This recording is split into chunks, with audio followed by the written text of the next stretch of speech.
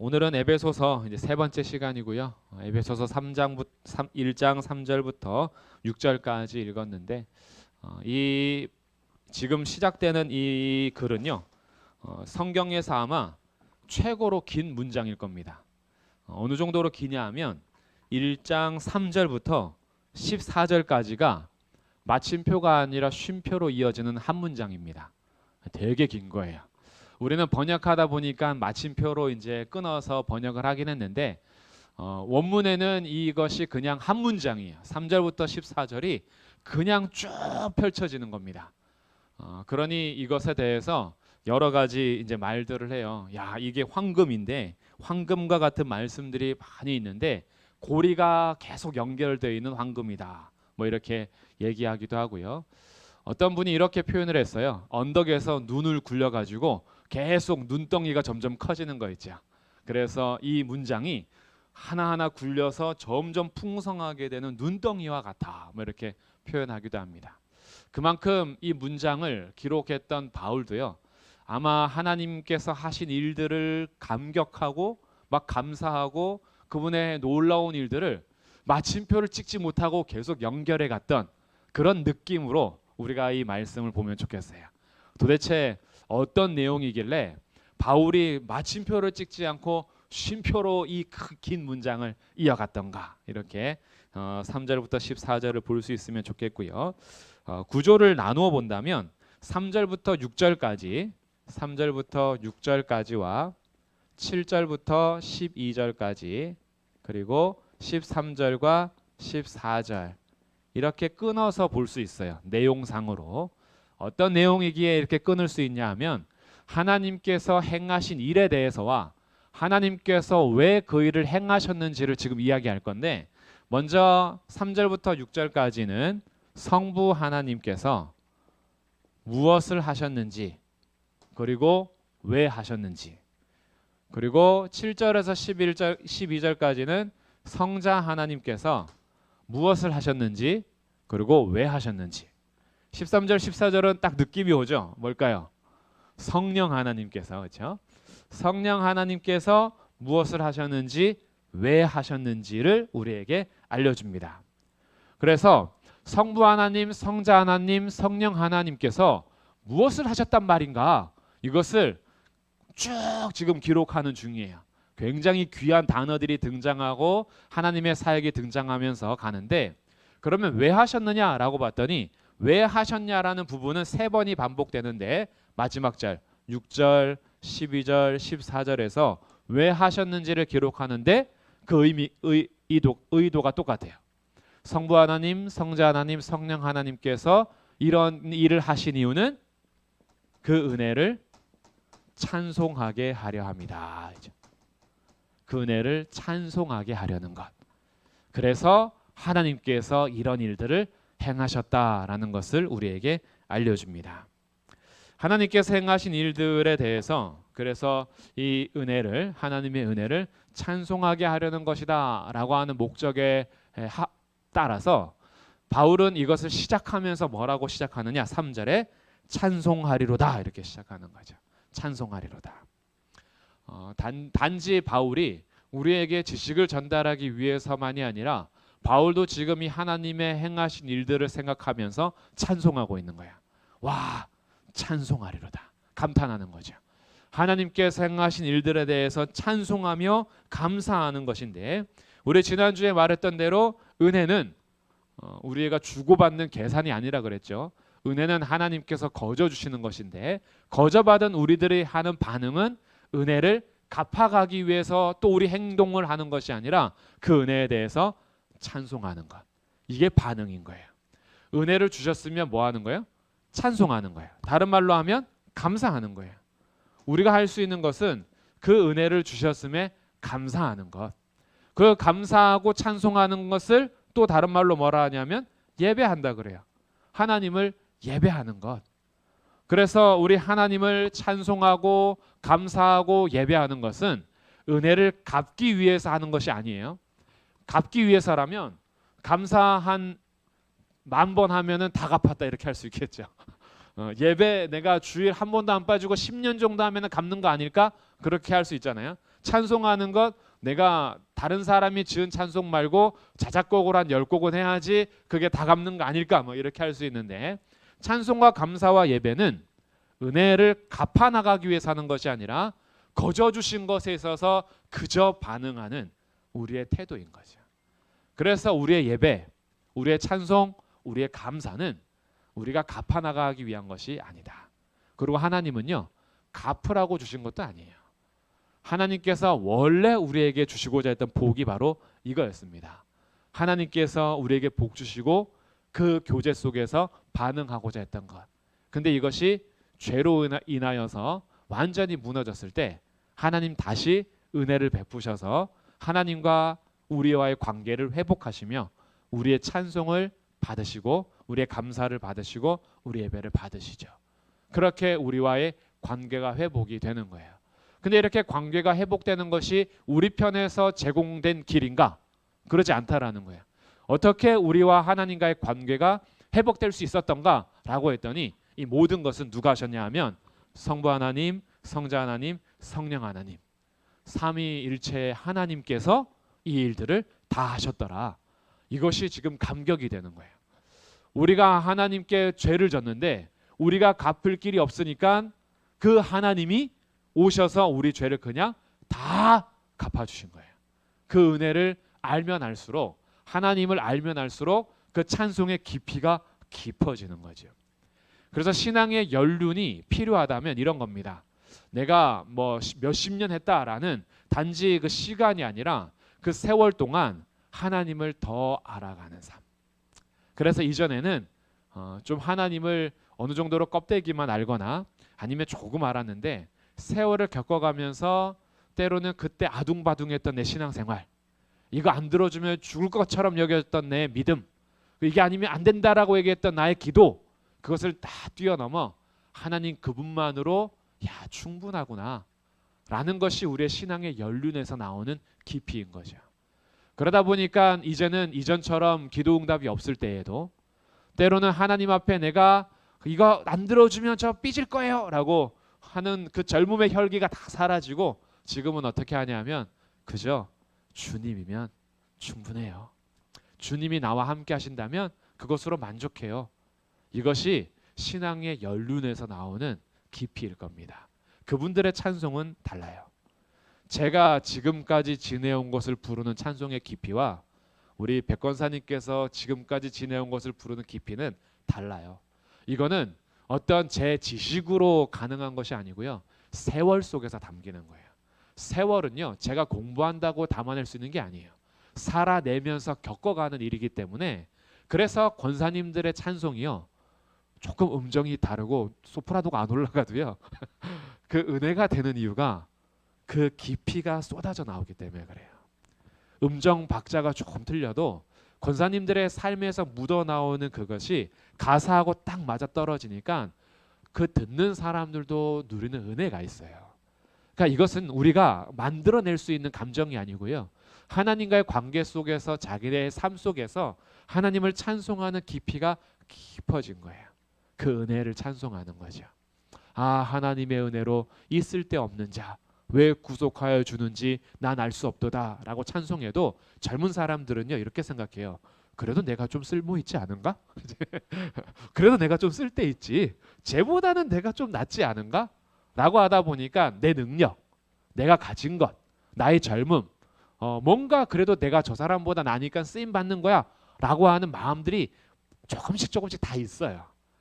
그런데 어느 순간에 정말 내가 쓸데없는 자인데 왜 나를 구속해 주는지 정말 이해가 되지 않고 알 수 없도다라는 고백이 진심으로 담길 때 이 찬양의 가사가 또 새 노래가 되는 거예요.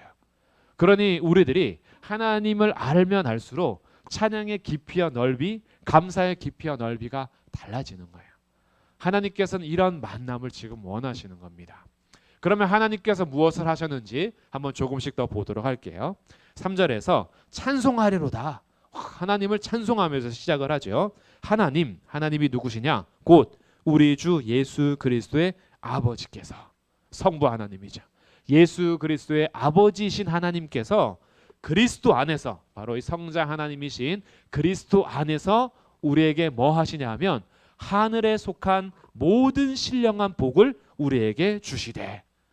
지금 어마어마한 것이 선언됐어요. 하나님 아버지께서 그리스도 안에서 우리에게 뭘 주셨냐 하면 하늘에 속한 모든 신령한 복을 우리에게 주셨답니다. 할렐루야. 찬송 안 할 수 없죠. 야, 찬송하죠. 이게. 왜냐하면 이 땅에 속한 것도 아니고 하늘에 속한 것. 다른 말로 하면 뭐냐 하면요, 이 땅의 것은 이 땅에서 땀 흘리고 수고하면 언젠가는 캐낼 수 있는 거예요. 근데 하늘에 속한 것은 이 땅에 있는 피조물이 노력한다고 얻을 수 있는 게 아니에요. 하늘에 속한 것은 하늘에 계신 분이 주셔야지만 받을 수 있는 거예요. 우리가 아무리 비행기 타고 로켓 타고 우주를 가도요, 하늘에 속한 그 복을 가져올 수가 없어요. 남녀 청춘들이 이런 노래를 불러요. 하늘에 달과 별도 따줄게. 그런 노래 부르거든요. 절대 못 따줘요. 절대 못 따줘요. 밤하늘의 별들을 세숫대 이렇게 해놓고 여기 별이 담겼어, 가져가, 뭐 이렇게 할 수는 있어도 절대 못 따죠. 하늘에 속한 것은 과학이 발달한다고 얻어낼 수 있는 것이 아니고요, 우리가 지식이 발달한다고 해서 따올 수 있는 게 아니에요. 하늘에 속한 것은 하늘에 계신 분이 주셔야 되는데, 그 하늘에 계신 분이 누구한테 주셨대요? 우리한테 주셨대요. 이게 놀라운 거죠. 하늘에 속한 복을 우리에게 주셨대요. 그런데 이 하늘에 속한 복은 보통 복이 아니라 신령한 복이랍니다. 이 신령한 복이라는 것이 영적인 복이라는 거예요. 그러니 이것은 이 땅에서 찾아낼 수 있는 것이 아니라 하늘에서 주실 수 있는 영적인 복. 그런데 영적인 복이 그냥 한두 가지 준 게 아니라 보니까 모든 신령한 복을 주셨대요. 정말 이 복을 우리가 지금 몰라서 그러지, 이 복을 이제 하나씩 알아가기 시작하면은 눈이 이제 열리는 거예요. 아이들한테 처음에 1,000원짜리를 주든 10,000원짜리를 주든 50,000원짜리를 주든 수표를 주든 애들은 개념이 없어요. 그냥 종이죠. 근데 돈이 이제 밝혀지기 시작하면서 아이들이 색깔을 구분하기 시작합니다. 할머니가 노란 색깔을 주면요, 되게 좋아해요. 그리고 파란 색깔이 오면 약간 찜찜해. 이거밖에 안 주시나? 그러니까 이 눈 뜬 거예요. 눈 뜬 거. 그리고 보석의 개념이 없을 때는요, 보석을 아무리 앞에 놔둬도 그것이 먹을 건지 쓸 건지 모르니까 그냥 소용이 가치가 없어 보여요. 근데 보석에 눈 뜨기 시작하면 보석 하나하나가 얼마나 귀한지 많이 가져오면 많이 가져올수록 그렇게 기쁜 거예요. 예전에는 구슬인지 다이아인지 구분을 못한 거지. 근데 다이아가 그렇게 많았던 것을 내가 모르고 버렸으면 얼마나 아까워요. 근데 우리가 이제 신령한 복에 대해서 우리가 개념도 없고 이해를 못하다 보니까 하늘에 속한 모든 신령한 복을 우리에게 주셨다라고 하는데도 그게 뭐 밥 먹여 줍니까? 지금 당장 내 눈앞에 있는 복을 주셔야지요. 지금 내 건강 문제, 내 재정 문제, 우리 가정의 취업 문제, 우리 부부 간의 관계, 부모와 자녀 간의 관계, 형제 간의 관계, 눈앞에 지금 이렇게 쓰러져 가는 것이 많이 있는데 하나님 너무 뜬구름 잡는 복을 주시는 것 같은 거죠. 하늘에 속한 신령한 복을 주셨다라고 하는데, 근데 이 복이 무엇인지 눈 뜨면 눈 뜰수록 어떻게 되는 거예요? 그 은혜에 대해서 찬송의 깊이가 달라지는 거예요. 그리고 교회는요, 이 복에 대해서 구해야 되는 공동체고, 이 복이 무엇인지를 알아가야 되는 공동체예요. 교회에 와서도 똑같이 세상에 속한 복, 땅에 속한 복만 구하며 산다면, 그렇다면 우리는 세상에 가치가 있게 빛나긴 하겠죠, 세상에서. 그러나 세상이 끝날 때 사라질 것들 붙들고 살아가는 거예요. 근데 교회는 사실은 세상이 사라져도 사라지지 않는 복을 받은 공동체입니다. 이 복을 가진 자들이 저와 우리 성도님들이라는 거예요. 하나님께서 아무나에게 주시지 않습니다. 하나님이 굉장히 사랑이 크시고 은혜로운 분이라고 해서 아무나한테 다 주지 않으셨어요. 누구한테 주셨냐면 하나님의 자녀들, 우리한테 주신 거예요. 그것이 우리가 지금 찬양할 수 있는 거예요. 그래서 그 은혜를 찬양하는데, 하나님께서 우리에게 주신 복이 하늘에 속한 모든 신령한 복을 우리에게 주시되, 설명합니다. 이제부터 이 복이 뭔지. 4절. 곧 창세전에 그리스도 안에서 우리를 택하셨다. 창세전에 그리스도 안에서 우리를 택하심. 우리가 하나님을 찾아내기 위해서 열심히 지도를 분석하고 우리가 열심히 노력하고 지식을 얻어서 어떤 길을 헤쳐서 하나님을 발견하고 찾아낸 것이 아니라 우리가 아직 태어나기도 전에 이 세상이 아직 창조되기도 전에 하나님께서 누구를 아셨다는 거예요? 나를 아셨다는 거예요. 하나님께서 우리 권사님들을 세상이 창조되기 전에 저 별들이 창조되기 전에 우리를 이미 택하셨대요. 복 받으신 분들이십니다. 하나님의 택함 받았다라는 것은요 진짜 대단한 거예요. 만약에 대통령이 오늘 저 목삼동에 와가지고요 저에게 다 와서 저한테 비서실장이 돼달라며 당신 같은 탁월한 사람이 없다면서 저한테 다 손을 내밀어도 굉장히 영광스러울 것 같아요. 대통령이 와가지고 당신같이 전술적이고 전략이 뛰어난 사람이 없는 것 같아. 오늘부터 합창의장이 돼달라. 그러면 이제 제가 기은이 면제시켜 줄 거예요. 군대 가지 말고 교회에서 봉사해 뭐 이렇게 할 거예요. 저한테 별 4개 탁 달아준다 그러면 야, 나는 가만히 있었는데 찾아와서 나를 그렇게 택하여 뽑아간다면 저는 그래도 안 갈 거예요. 저는 교회 다니면 훨씬 좋아요. 저는 교회 목사로서 전 갈 수 없습니다. 이렇게 할 거지만 예를 들어서 그렇게 찾아와서 택하신다라는 것은 사실은 굉장히 영광스러운 거예요. 그런데 세상을 창조하신 하나님께서요. 이 세상을 만들기 전에 이미 우리를 택하셨대요. 내가 태어나는 걸 이렇게 보고 쟤 쓸만하네. 얘는 좀 예쁘게 생겼네. 얘는 참 머리가 똑똑할 것 같아. 우리를 보고 택한 것이 아니라 이미 우리가 지어지기 전 우리뿐만이 아니라 세상이 창조되기 전에 이미 우리를 택하셨다. 이 택하심의 크기를 알면 알수록 하나님께서 나를 택하신 것이 얼마나 놀라운가 그 은혜를 찬송하게 되는 거예요. 이게 진짜 놀라운 복인 겁니다. 이 택하심이 어느 정도로 놀랍냐면요. 이 택하심은 영원에 시작된 거잖아요. 창조되기 전에 시작된 거예요. 그래서 영원의 시간에 우리를 택하셨는데 이 택하심은 끝이 없어요. 그래서 끝이 없어서 이 택하심은 영원까지 갈 겁니다. 이 땅에서의 택하심은요. 이 세상을 살아가는 동안에 우리가 많이 누릴 걸 누릴 수 있겠죠. 그러나 우리의 호흡이 끝나는 순간 우리의 모든 자리는 다 내려놔야 될 겁니다. 우리 호흡이 끝나는 순간 우리가 가졌던 모든 것들은 다 사라질 거예요. 그런데 주님의 택하심은 안 그래요. 주님의 택하심은 세상이 시작되기 전부터 시작되셔서 이 택하심은 영원까지 갈 것이기 때문에 하나님의 택하심은 죽음도 갈라놓을 수 없는 택하심입니다. 이 놀라운 거예요. 그래서 그 어떤 것도요. 하나님의 택하심에서 빼앗아 갈 수가 없는 거예요. 죽음마저도 뺏어갈 수 없다는 것은 다른 그 어떤 것도 하나님의 택하신 자들을 빼앗아 갈 수 없다라는 얘기입니다. 그것이 우리가 겪는 환난이든 그것이 우리가에게 위협하는 칼이든 그것이 우리를 가난하게 하던 질병이고 그리고 무기력함이든 낙심하게 하는 모든 상황도 하나님께서 택하신 자들을 절대 끊어낼 수 없다라는 사실이에요. 우리의 외모가 망가져도 괜찮아요. 하나님이 나를 택하신 것이 그래도 젊을 때의 능력 때문에 택하신 것이 아닐까라고 한다면 그럼 젊음이 사라지고 나이가 많이 들어서 약해질 때 주님 버리실까요? 안 그래요. 우리는 주님을 잊어버릴 수 있어요. 여러 가지 병이 들어서 우리가 연약해져서 주님의 일 못할 수도 있어요. 그러나 주님은요. 우리의 됨됨이를 보거나 우리의 능력을 보거나 일을 얼마나 많이 하냐 못하냐를 가지고 선택한 게 아니에요. 주님은 나를 그저 택하신 거예요. 그러니 내가 어떤 위치에 있든지 어떤 삶을 살든지 그리고 내가 연약하든지 병들어서 침대만 누워있을지라도요. 주님의 택하심은요. 절대 후회함도 없고 버림도 없다라는 거예요. 왜요?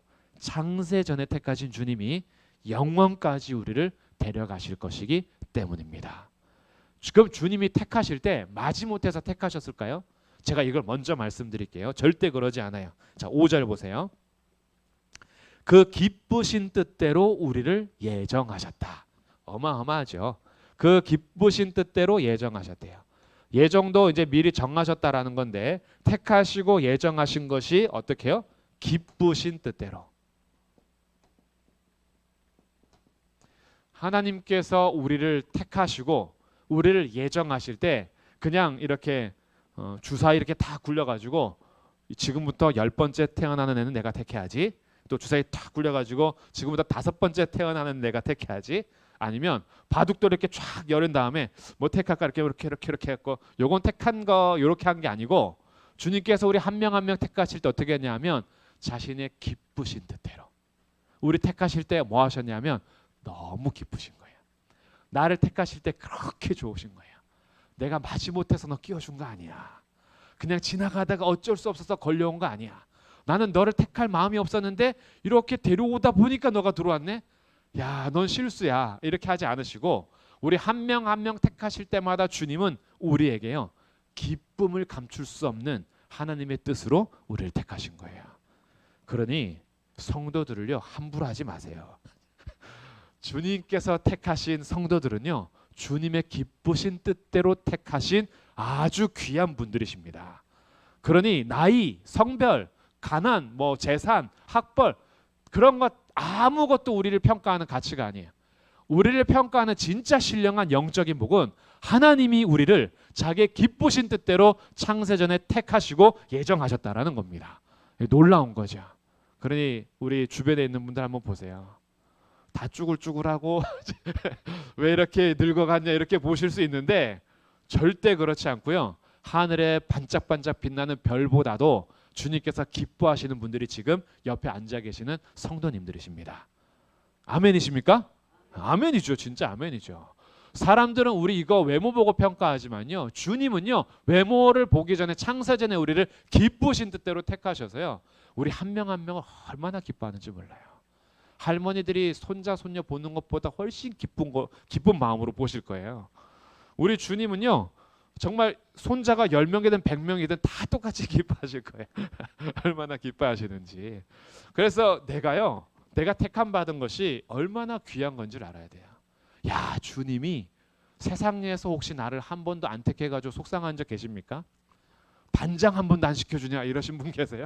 내가 지내오는 동안 어떻게 나를 그렇게 한 번도 안 시켜주냐라고 속상하신 분이 있다면 만왕의 왕이신 주님이 우리를 기쁘시게 그 뜻대로 기쁘신 뜻대로 우리를 택하셨음을 믿으시고 그 은혜를 찬송하시기 바랍니다. 이게 정말 놀라운 거예요. 그래서 4절 다시 보시면 곧 창세전에 그리스도 안에서 우리를 택하사 왜 했냐 봤더니 우리를 그 사랑 안에서 그 앞에 거룩하고 흠이 없게 하시려고. 야, 이것도 놀라운 거죠. 지금 우리는요 얼마나 흠이 많고 죄가 많은지 나도 나를 사랑하지 못할 때가 있어요. 요즘에 혹시 죄를 짓는 나의 모습 때문에 나한테 실망하셨던 분 계신가요? 저요. 저는 그랬어요. 나의 부족함 그리고 나는 왜 이거밖에 되지 않지? 라는 것 때문에 나도 실망하고 내 자신한테 절망할 때가 있어요. 왜? 너무 흠이 많거든요. 그리고 주님 앞에 더 거룩하게 살고 싶은데 거룩하게 사는 게 되게 힘든 거예요. 어렵고. 이번 주 주일에 나의 기업물을 짜 되시는 예수님 생각하면서 지난주보다 우리 예수님 생각 조금 더 합시다. 눈 맞추는 시간 더 가집시다. 우리 주님과 입 맞추는 시간 좀 더 가지면 얼마나 좋을까라는 말씀을 나누면서도요. 월요일, 화요일, 수요일이 됐는데 별 크게 다를 게 없는 것 같은 거예요. 주님 앞에 더 눈 맞추고 뭐 이런 시간을 가졌는가? 야, 너 왜 이렇게 거룩하지도 못하고 흠도 많지? 라는 생각에 절망할 때가 많이 있는데 그런데 주님은요. 우리를 포기하지 않고 기쁘신 뜻대로 우리를 택하신 이유가 뭐냐 봤더니 우리를 흠 없이 거룩하고 흠이 없게 하시려고 그 기쁘신 뜻대로 우리를 예정하셨대요. 우리를 이렇게 만들어 가실 분이 계시다랍니다. 지금은 우리 서로가 볼 때요 흠이 많을 수 있어요. 그러나 이 땅에서 흠이 많은 거지 반드시 우리가 천국에서 만나는 그날 아무 흠도 없이 거룩한 상태로 우리 모두 만나게 될 겁니다. 우리보다 먼저 우리 천국에 가신 분들 있죠. 세상에서 우리 흠이 많았잖아요. 근데 우리보다 먼저 천국에 가신 그분들요 지금 흠도 없이 거룩한 상태로 우리보다 더 완전한 상태로 계세요.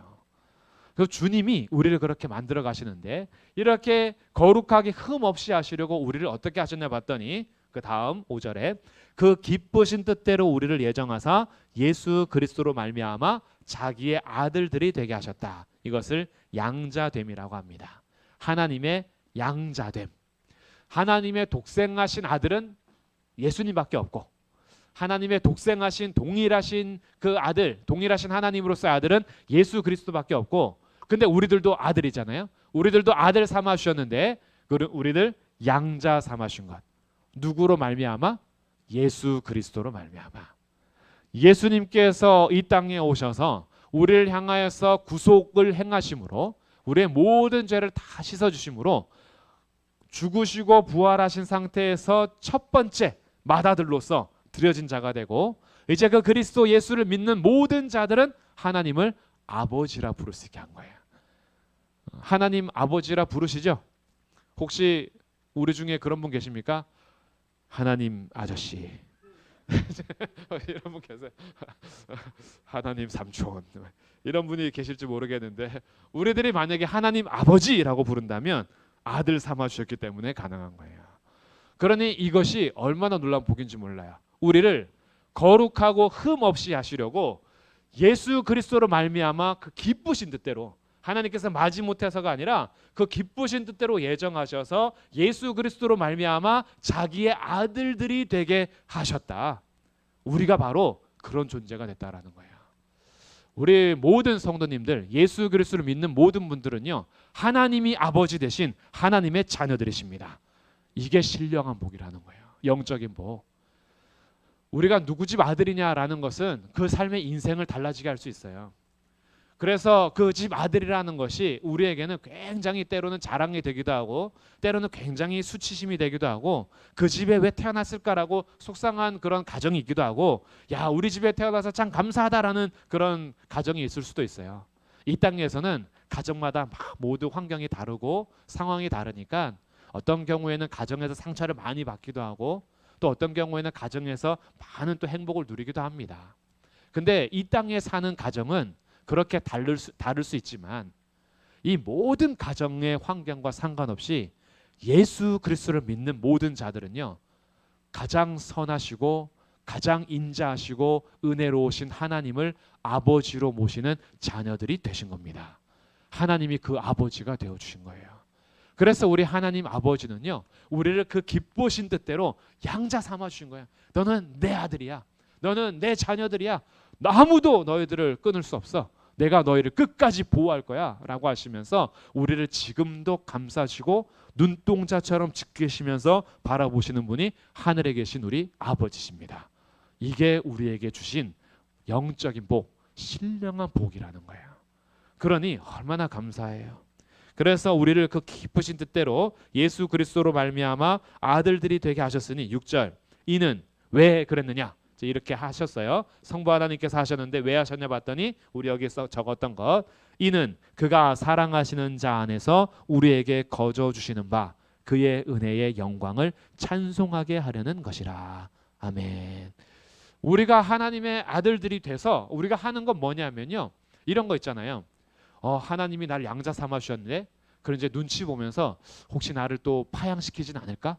나를 막 버리진 않을까? 더 잘 보여야 되는 거 아닌가? 내가 설거지 가서 열심히 해야지, 청소도 열심히 해야지, 방 어지럽히면 나 파양시킬 거 아닐까? 막 이런 두려움으로 살게 하지 않으셨어요. 하나님께서 양자 딱 삼아놓고 한번 보자.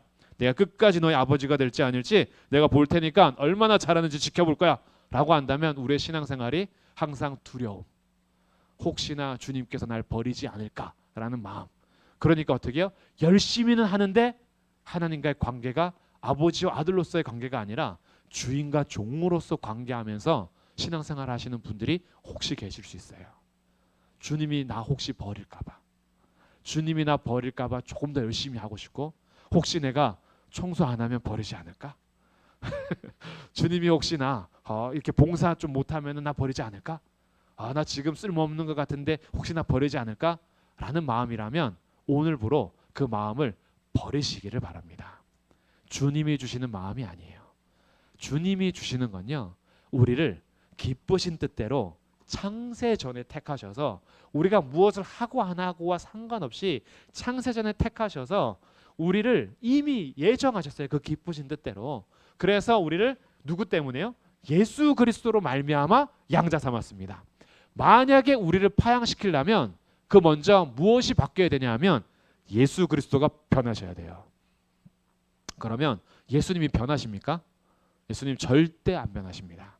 변하지 않는 예수님으로 말미암아 양자가 됐다면 양자가 좀 부족할 수 있죠. 우리가 좀 거룩하지 못하고 흠 많을 수 있어요. 이전과는 다르게 우리의 감정의 기복도 심하고 우리의 신앙생활의 기복이 심할 수도 있어요.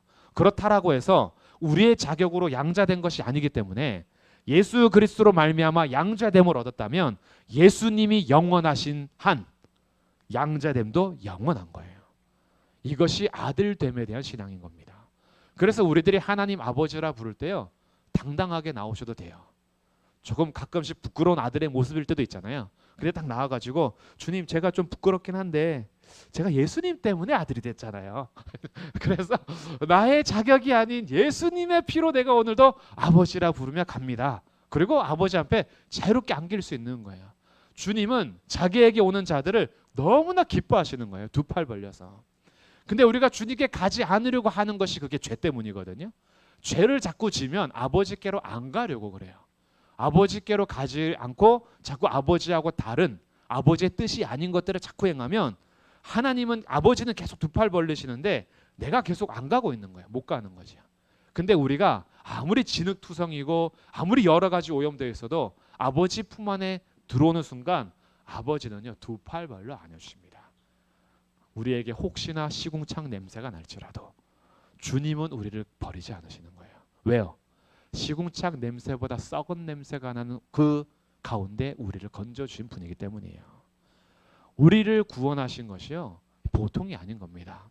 예수 그리스도로 말미암아 우리를 흠도 없이 거룩하게 하시려고 우리를 양자 삼으신 그 하나님의 은혜를 우리는 이제 뭐 하냐 하면 두렵고 떨리는 마음으로 막 갚아내려고 하거나 아니면 무서워서 신앙생활하는 것이 아니라 나를 양자 삼으신 그 은혜를 찬송하면서 사는 거예요.